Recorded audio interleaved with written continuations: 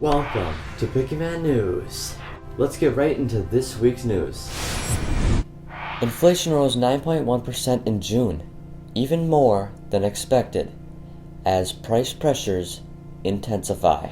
Shoppers paid sharply higher prices for a variety of goods in June, as inflation kept its hold on a slowing U.S. economy. The Bureau of Labor Statistics reported Wednesday. The Consumer Price Index, a broad measure of everyday goods and services, soared from 9.1% from a year ago, above the 8.8% Dow Jones estimate. That marked another month of the fastest pace for inflation going back to December of 1981. Excluding volatile food and energy prices, so-called core CPI increased 5.9% compared to the 5.7% estimate.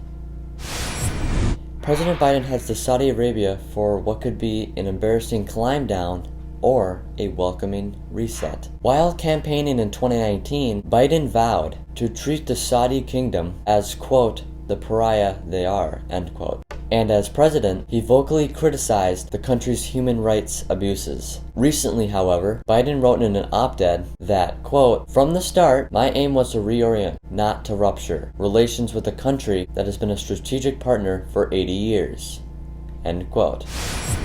Now it's time for today and this week's weather. Take it away, Alex. Hello and welcome to this week's installation Pickyman News. Let's get right into the weather for you guys. Here's a couple thunderstorms producing lightning at a very rapid pace. Let's take a look.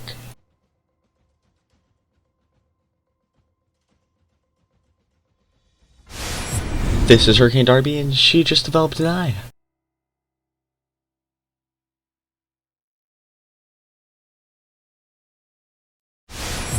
Darby has sustained winds about 105 miles an hour, is predicted to move south before hitting Hawaii. Currently on track to become a tropical depression about Saturday morning, about where this pin is. Thank you much for watching. Back to you, Noah. Thank you, Alex. And now for our final story. India is set to overtake China as the most populous country in the world in 2023, the UN says. Quote, India is projected to surpass China as the world's most populous country during 2023, end quote, the United Nations says. Also, according to the United Nations, its latest projections show that the global population could reach roughly 8.5 billion by 2030 and 10.4 billion by 2100. In a statement, the UN Secretary General talks of a, quote, shared responsibility to care for our planet. Alright, that is all we have for this episode of Pickyman News. If you enjoyed the episode, be sure to hit the like button, and if you want to support our work, then consider becoming a patron at patreon.com/PickymanStudios. We'll see you in the next episode. Good night.